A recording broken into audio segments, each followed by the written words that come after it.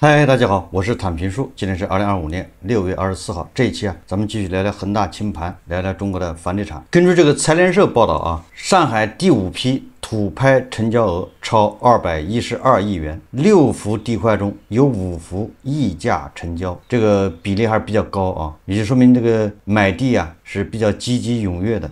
2025年上海第5批次住宅用地公开出让6月20日圆满落幕。记者从上海市规划和自然资源局获悉，本轮6块地块经6月19日至20日2天公开竞拍，已全部完成交易，起始总价192亿元，成交总价212亿元，溢价20亿元。值得注意的是，本批次6幅地块中5幅地块溢价成交，其中1幅浦东曹路山住组合地块在第一轮竞价经高品质建设指标2个环节双触顶后，在第2轮竞价环节成交，溢价率41.7%，最终由联发房产以21亿拿下。这也成为2024年8月上海实施双高双竞土拍新规以来溢价最高宅地。上海的楼市就是这么火，土拍溢价成交，给人的感觉好像这个楼市也要复苏尤其上海的楼市实际上是不是这样的？我们看这个新加坡联合早报，它有一篇文章他说中国土地出让收入跌至10年最低水平。数据显示中国5月土地出让收入同比下降14.6%，至1941亿元人民币，为2015年5月以来最低水平。北京彭博社电，中国土地出让收入跌至10年来最低水平，迫使政府为刺激经济而增加财政支出，导致预算赤字进一步扩大。彭博社根据中国财政部上周五6月20日公布的数据计算得出，中国5月土地出让收入同比下降14.6%，至1941亿元，为2015年5月以来最低水平。受此影响，今年前5个月，中国政府总收入降至11.2万亿元人民币。报道指出，土地销售下滑凸显房地产市场持续低迷，成为拖累中国经济的主因之一。加上美国上调出口关税，地方财政负担进一步加重，限制了其通过扩大投资带动经济增长的能力。高盛经济师王立生在上述官方数据发布后指出，高盛维持对今年政府售地收入可能进一步下降5%到10%的预测，并继续认为房地产建设和投资尚未触底。但是高盛今天又建议大家买这个中国的地产股，所以这个高盛这个嘴跟那个梅德韦杰夫也差不多了满嘴跑火车对吧？前2天还说高盛说未来几年中国城市新房需求将比2017年峰值低75%。今天又号召这个投资者去买房地产股票。这文章说另一方面，官方正以3年来最快的速度增加支出，以刺激经济增长，包括为消费品以旧换新政策提供更多补贴。今年前5个月财政总支出升至14.5万亿元，使得整体预算赤字扩大到3.3万亿元。王立生在报告中预计，中国政府下半年将进一步扩大财政支出，以缓解部分行业通货紧缩的压力，并增强市场信心。他同时研判，虽然政府今年年内仍有可能调整预算，但考虑到上半年经济增长有望超过5%，这项议程不算迫切。所以大家记住了政府卖地的收入已经回到了10年前2015年的水平。所以不要光看什么上海、杭州、成都土地什么溢价成交，没有用。好的地段那个土地价格高一点也很正常，开发商去抢那块地也很正常，因为你只有这个核心地段对吧？高品质的房子恐怕现在还有人买，就是那有钱人买。韭菜的房子韭菜能住的房子是卖不动的。还是这个新加坡联合早报的报道他说，中国房地产研究机构数据显示中国百城新房价格5月环比上涨0.3%，涨幅较上月翻倍。当二手房价持续承压，环比跌幅进一步扩大，也就是百城新房价格环比还涨了0.3%。受访业内人士指出，本轮新房价格是受个别优质楼盘带动，不具有普遍性。大部分新盘仍在苦撑，二手房价格下跌则是由盘多客少导致。尽管5月百城新房价格走高，但据房地产研究机构科尔瑞初步计算，中国百强房企新房销售额5月同比仍下滑8.6%。中指研究院星期六就5月31日发布的百强房企销售业绩则显示，今年1到5月，中国百强房企销售总额同比下降11%，5月单月百强房企销售额同比下降17.3%。广州中原房地产项目总经理接受联合早报采访时分析，5月新房价格上涨，主要原因是1、2线城市核心区域当月推出较多优质楼盘，上海甚至出现多个开盘当天售罄的日光盘。大众将目光瞄向售价20万元1平米的日光盘时，其实市场上大部分房子仍不好卖。以广州为例，400多个在售楼盘中，只有不到10个高均价的好卖，还有390个是在苦苦支撑。至于二手房价格持续走跌，这个专家认为这主要是因为市场上盘多客少，二手房业主以降价换取成交，造成房价进一步下跌。广州房价已跌回7、8年前，也就是这个联合早报他说好卖的房子就那么核心区域的优质楼盘，也正是因为这些房子好卖，卖得多，所以房价还涨了。就相当于马云、马化腾他们的收入涨了，然后人均收入就涨了。同样是上海对吧？上海是日光盘最多的，5000万一套、7000万一套的房子也很多，一天就卖完，所以上海很火热。但是今天这个第一财经日报它有个报道叫楼市调查，45元看房1小时，楼市群演背后老板竟然是他。他一个调查说的就是各个城市这个为什么看房的那么多这可是第一财经日报报道的房产中介行业正上演荒诞一幕，部分城市的中介自掏腰包雇佣演员伪装购房者看房，每小时报酬35至60元不等。这个实际上早就有了，大家心知肚明。但是对吧？第一财经日报这样正经的媒体来报道，这个更具权威性了。第一财经日报他说这一现象折射出房地产中介行业的巨变，也反映出楼市供需关系反转后一线销售人员面临的压力。1年不开张，开张迟1年，曾是房产中介行业的常态，从业人数连年暴增。而现在头部中介的从业者普遍面临佣金共享、底薪微薄、流动性高企的现状。45元雇人看1000万豪宅。近日，在某一线城市核心区域的高档住宅区，记者见到了房产中介刘乾。他近30岁的年纪，开着一辆比亚迪绿牌车，北方口音。他说：“你好之前发给你的人设都记住了吗？”一见面，刘乾就问道：“就是每个看房的人你作为演员，你还有人设、有台词的有剧本。”数日前，记者在网络上看到有中介发布需求，称招募人员看房，看满1小时有45元的报酬，便与刘乾联系上了。刘乾直率地说自己招演员，假装看房，到时候一定要配合好，还给记者打造了一套人设：刚来一线城市没几年的小夫妻，双方父母出首付，看重学区，心理价位能接受1700万，首付超过50%。到了约定的地点，刘乾警惕地环视了四周，转头对记者表示：“到时候我会正常介绍，你不要说漏嘴，演得像一点。介绍完房子以后，有地方坐下来歇会儿，然后再看看小区环境。放心，1个小时很快就会过去。”随后，刘乾领着记者进入一栋大厦，按响了门铃，业主方已经在等着了。这是一套挂牌价接近2000万元的房子，在业主的眼皮底下，刘乾很自然地介绍起房子，一套流程做足。正如刘乾所说，参观完这套房子的客厅、房间和卫生间，又去看了看小区的环境之后，1个小时就满了。就我们以前听说的是开发商对吧，请这个演员去看新房售楼处制造人多的假象。这个中介他是看二手房这是来骗房东的是吗？带个演员上二手房看二手房。按照刘乾事先的安排，记者告诉业主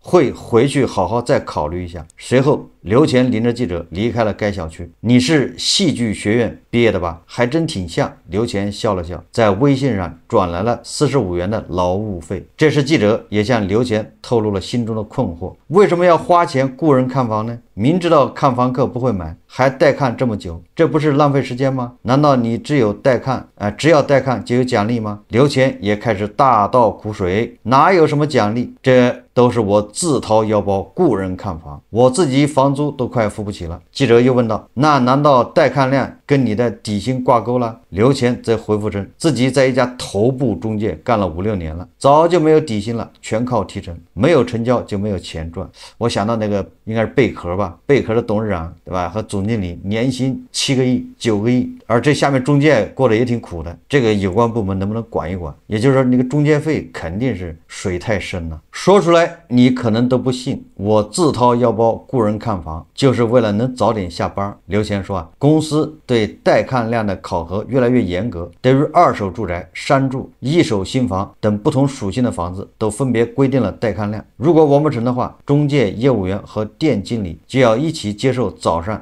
更早上班或更晚下班的处罚。就不仅你没有工资对吧，没有底薪的嘛，然后今天如果你没有完成带看，那你一下班本来是7点下班，你改成9点下班。在房产成交量好的时期，刘乾还不愁带看量，客户自己就上门了。而近期眼看带看量减少，只能花钱雇人，还要演得像一点，免得被业主、同行或者同事识破。这个中介自己花钱带看二手房，那说明这个现在这个二手房的行情多冷啊！所以前一阵子媒体天天吹什么深圳、上海二手房又是创新高，基本上都不靠谱啊。如果那么火的话，还轮得着这中介自己花钱雇人去看房？1小时45。刘乾说自己正经历入行来最艰难的一段时期，业绩难做，还要担心被裁员。由于平时在市中心区域待着，他租住的房子也不便宜，1个月自己的花销就达到了7、8千元。考核倒逼中介带看造假，还有什么数字是真的呢？连带看这玩意都造假。在某1线城市的本地生活跑腿群里，记者发现近期花钱雇人看房的需求越来越多。过去这种本地生活跑腿群经常会发布带领资料、带去医院挂号开药、带排队的需求，一次带跑腿是任务的复杂程度，价格在30到100元不等。而现在不少中介都发现了这个便宜的渠道，开始寻人假装看房。在记者潜伏的一个跑腿群里，群成员共有200多人，6月份以来已经发布了近60单看房需求，看房地点遍布全市，价格介于35元至60元之间，多数都要求看满半小时或1小时。群成员接单非常活跃，有些雇人看房的需求一经发布，只需1、2秒就有人立刻抢着接单。你花35元在网上找到一个人来跑腿看房，给他介绍价格近2000万元的房子，能演得像吗？记者问刘乾。刘乾说，我也觉得挺魔幻的，每次花30、40块钱雇来的人都穿着得体，还有人甚至拎着名牌包包，谈吐优雅，看着都很像能买2000万房产的人。他们很多人也不缺钱，就是这段时间闲在家里怕闷坏了，出来转转。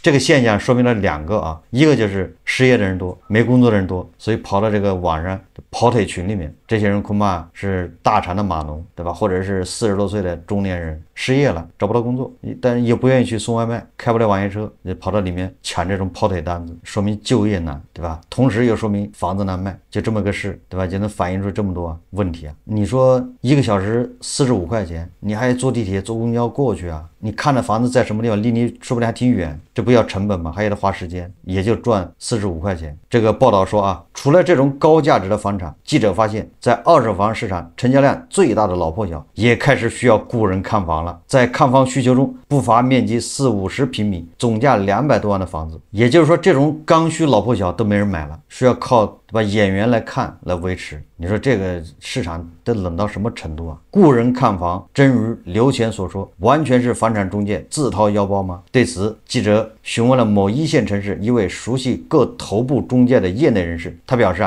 有些头部中介确实对中介人员以及中介门店考核带看量有着比较严格的指标，完不成带看指标，店经理和店员就需要延长在岗时间。带看量如果上去了，也没有额外的奖励，也并未捆绑薪酬，就是多了反正你没有奖励，少了就有惩罚。成熟中介的薪酬主要靠业绩提成，这一说法与刘乾所说基本一致。一位广州的房产中介则告诉记者，公司对带看量确实有量化要求，其主要从事的新房带看也是需要做数据的。一方面数据做得高才能吸引客户。另一方面，部分楼盘是有带看奖励的，一次带看奖励100元或200元。如果没有真实客户看房，就可能会雇人去看房。那这个是新房嘛？因为新房开发商会拿出钱出来奖励啊。你这二手房，房东自己怎么可能拿钱出来让你造假呢？有什么意义呢？本科毕业后入职某头部中介的张宇对记者表示，绝大多数二手房的带看，在没有成交的情况都是没有任何钱可赚的。但是他部分高价值的二手房，如果挂了很久都没有成交，业主可能会给房产中介一些奖励来吸引带看，加快成交。但这种是极少数情况，多数情况都是中介自掏腰包雇人以完成指标。一名熟悉头部中介的人士表示，在考核标准问题上，各个城市的情况不一样，但都是有考核目标的。中介花钱雇人看房，应该是经纪人为了提高绩效的举措，不能说是普遍现象，但确实出现了有人为提高带看量，采取各种办法的情况。就在几年前，一线城市还曾出现排队看二手房，一个中介带4、5组人看房的火爆场景。如今中介却要花钱雇人看房。整体来看，这反映了楼市供求反转的变局，房产中介行业境况变局。曾经1年不开张，开张吃1年是房产中介行业的常态。在房地产高速发展的草莽时代，中介门店如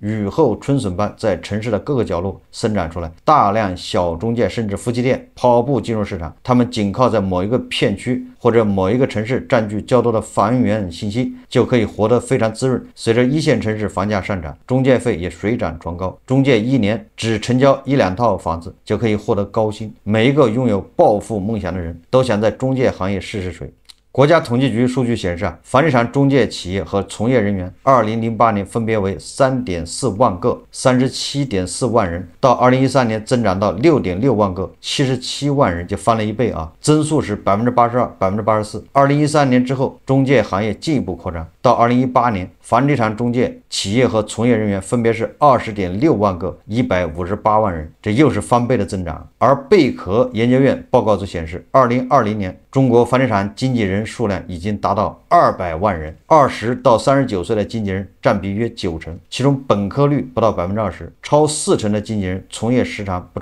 超过1年。在头部中介，总佣金一般是房价的3%啊，你那房子如果是300万，那佣金就是9万。这个总佣金啊，要分配给房源录入人、维护人、实勘人、钥匙人、成交人等各个环节。成交一套1000万元的房产，中介费看起来高达30万元，但是扣除平台和门店的抽成，再分配给多名中介，每个人能拿到的费用并不多。一线城市的中介人员年平均能成交多少套房？根据浦东新区人民政府发布的数据，截至今年5月，浦东新区房地产经纪行业从业人员2.5万人。而根据多个房产中介数据，去年浦东新区一共成交4.5万套二手房，在上海全市二手住宅晚签量中占比超1/5，显著领先于其他地区。那就这个好算了啊，大概在上海二手住宅成交占比最高的区房地产中介人员年人均成交1.8套。而深圳呢，根据深房中协数据，截至2024年第3季度，深圳房地产星级中介从业人员2.68万人。2024年深圳二手房全年录得量6.69万套，那么中介年人均成交大概2.5套。从经纪行业整体看，房产中介面临业绩及薪酬压力不小。58安居客研究院最新发布的2025年100万房产经纪人生存报告显示，2025年经纪人有底薪的人数占比是41%，位居一半。即便是有底薪的人群，每月底薪2000到3000元的人数占比最高，占比达40%。随着楼市成交放缓，房产中介对底薪保证的需求上升，经纪人期望薪资结构为底薪加提成的人数占比58%。面临薪资压力的同时，房产中介在实际工作中普遍面临获客困难、客户转化难、带看较少、合作困难等问题，职业稳定性有待提高。上述报告称，过半数的经纪人在当前公司工作未满3年，显示出行业的高流动性。实际上是很多人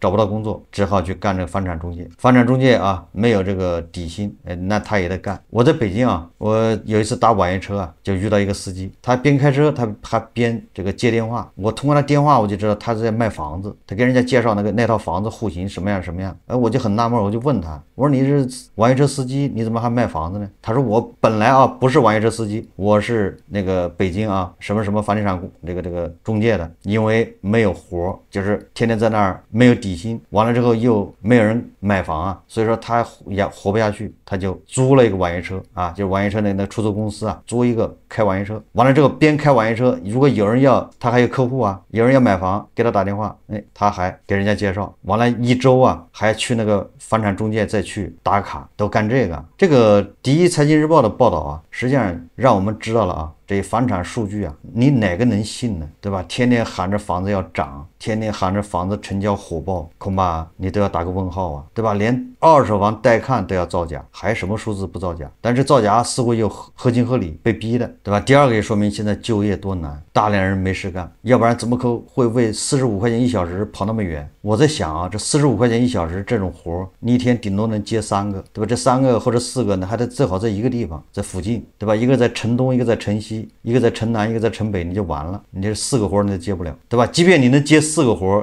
那你也只能赚180块钱呢，这还不算你坐车、公交车，也就这样的活还好多人去做，这个需求一发就马上被人抢了，你就说明这个就业有多难。第三个啊，就是房产经纪这一块，对吧？那头部啊，那高管呢，那工资太高，但是底层的这些人呢没有保障，即便有底薪也就2000块钱、3000一个月，顶多了，基本上都没底薪的。一般的房产中介啊，好像是前3个月发底薪，前3个月底薪好像就是800，很多房产中介都这么干。3个月拿完之后，后面就没有了，都靠自己挣。我记得恒大爆雷以后啊，我是不是一直在建议啊，房产中介、房地产经纪人最好是改行，尤其是刚进行的啊，年轻人改行。你就是干了10年的这种人，因为他手上有很多资源呢，有很多客户，有很多房产信息，这种人你说我改行不值当，我还继续在这熬，说得过去啊。就那些刚入行的就赶紧改行，我就当时是建议啊，现在也是啊，就说如果你刚入行或者还没入行，你又不是那种就是具有天赋的啊，像《红楼梦》里面那个马道婆一样能抓人的心理，你就不要去做房产中介，因为根据高盛的这个报告啊，对吧？未来这个对房子的需求会进一步下降，从最高峰啊要跌到3/4，那这个蛋糕是在不停的萎缩的。那你说你在这里面这个内卷加剧，对吧？这个收入会更低，不是什么好活啊。你看啊，这个就业这么难，收入这么低，越是这样，越是预示着这个楼市很难稳住嘛，这就是恶性循环呐。今天晚上还有一个热点话题啊，叫宁波有人亏掉首付，有人卖掉所得，只够还贷款。我看晚上这个上了热搜啊，好多人在讨论。实际上这个一点都不新鲜了，这个3年前啊，河北的这个燕郊啊就已经出现这个情况了，首付都跌没了。所谓的首付跌没了就是白送房子，把房子白送给你，你只要还按揭贷款就行了。更惨的是房子被法院拍卖了，对吧？他首付没了，还了几年的这个按揭没了，完了他还欠银行的钱，完了他房子也没了，这更惨了，对吧？忙了半辈子啥也没有了，完了就叫一洗而空啊，然后他还欠银行钱。这个一方面是房价下跌过快导致的，另外一方面也是买房的人呢，当初没有想清楚，抗风险能力比较弱啊，被人忽悠的七大姑八大姨借首付买了，然后自己失业被裁员啊等等，最后就是前半生白忙。好，这期节目我们就聊到这里，感谢大家收看。如果喜欢我的节目，欢迎订阅转发，也可以在下方留言评论，谢谢大家。